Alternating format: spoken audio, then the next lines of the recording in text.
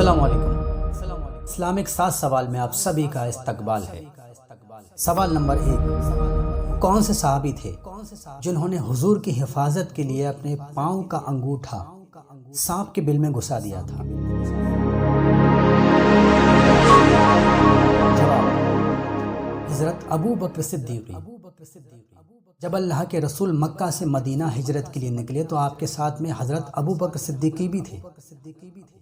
دشمن اسلام آپ دونوں کا پیچھا کر رہے تھے، اس لیے ابو بکر صدیقی حضور اکرم صلی اللہ علیہ وسلم کو لے کر ایک غار میں چھپ گئے۔ اس غار میں کئی سارے سانپ کے بل تھے۔ حضرت ابو بکر نے اپنا کرتا نکال کر اس کے کئی ٹکڑے کیے اور سارے بلوں کو بند کر دیا۔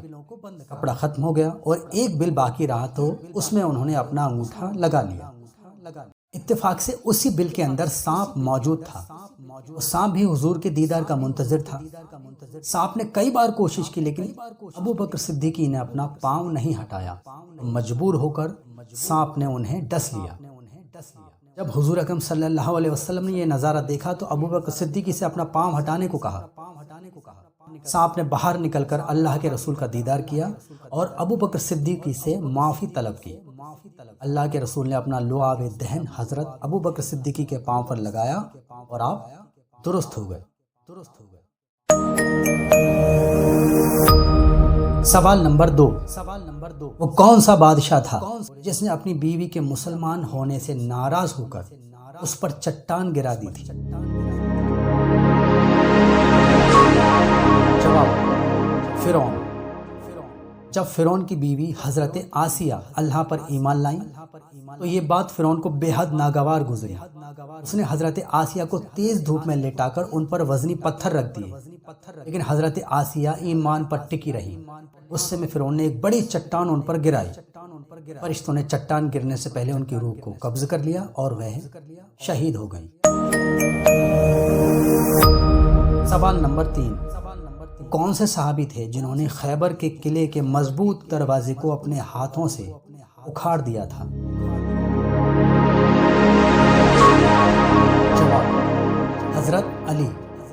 خیبر کی جنگ کئی دنوں سے چل رہی تھی۔ مسلمانوں نے لاکھ کوشش کی لیکن جنگ میں فتح حاصل نہ ہو سکی۔ تو اللہ کے رسول نے حکم دیا کہ اب خیبر کی جنگ میں علی کو سردار بنا کر بھیجا جائے۔ اللہ کے رسول کا حکم پا کر حضرت علی خیبر پہنچے اور اس مضبوط قلعے کے دروازے کو اپنے ہاتھوں سے اکھاڑ کر پھینک دیا۔ یہ نظارہ دیکھ کر دشمنوں میں کھلبلی مچ گئی۔ مسلمان دشمنوں پر ٹوٹ پڑے اور خیبر کا قلعہ فتح ہو گیا۔ سوال نمبر 4، وہ کون سے نبی تھے جن کی امت میں بچے کپڑے پہن کر پیدا ہوتے تھے؟ جواب، حضرت موسیٰ علیہ السلام۔ جب موسیٰ علیہ السلام اللہ کے حکم سے لشکر بنی اسرائیل کو لے کر بیت المقدس کو آزاد کرانے کے لیے مصر چھوڑ کر ملک شام کے لیے نکلے تو راستے میں بنی اسرائیل کو سخت دشواریاں پیش آئیں۔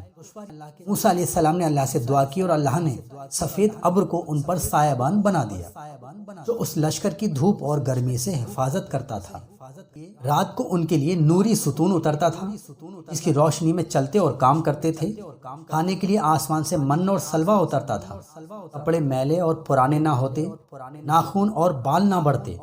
اس سفر میں جو لڑکا پیدا ہوتا اس کا لباس اس کے ساتھ پیدا ہوتا، جتنا وہ بڑھتا اس کا لباس بھی اتنا ہی بڑھتا تھا۔ سوال نمبر 5، کون سا پہلوان تھا جس نے حضور اکرم صلی اللہ علیہ وسلم کو کشتی کے لیے چیلنج کیا تھا؟ جواب، رکانہ پہلوان۔ رکانہ اپنے وقت کا بہت طاقتور پہلوان تھا۔ ایک کشتی میں بڑے سے بڑے پہلوان کو کچھ ہی پل میں چت کر دیتا تھا۔ اس نے اللہ کے رسول کو کشتی کے لیے چیلنج دیا جسے اللہ کے رسول نے قبول کر لیا۔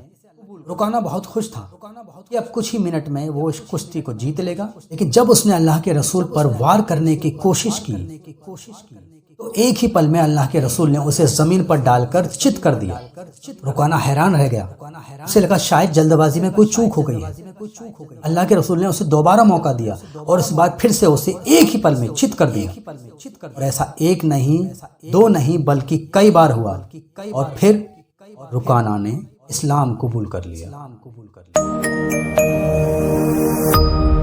سوال نمبر 6، قرآن میں وہ کون سی صورت ہے جس کے جیسی صورت اللہ نے کبھی کسی نبی یا کبھی کسی کتاب میں نازل نہیں کی؟ جواب، سورہ فاتحہ۔ یہ وہی صورت ہے جو ہر نماز میں پڑھی جاتی ہے۔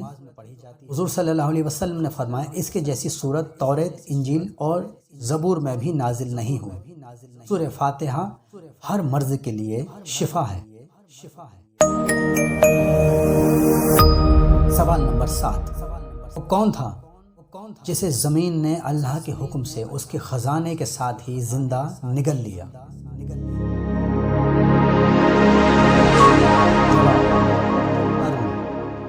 قارون کو موسیٰ علیہ السلام نے تانبے سے سونا بنانے کا علم سکھایا تھا۔ جب قارون نے بے شمار سونا اکٹھا کر لیا تو اسے اپنے مال پر تکبر ہو گیا اور دین سے پلٹ گیا۔ اس کے بعد موسیٰ علیہ السلام کی دعا سے اللہ نے زمین کو حکم دیا اور زمین نے قارون کو اس کے مال کے ساتھ پکڑ لیا اور زندہ دفن کر دیا۔ سبھی حضرات ویڈیو کو لائک، شیئر اور چینل کو سبسکرائب ضرور کریں۔ خدا حافظ۔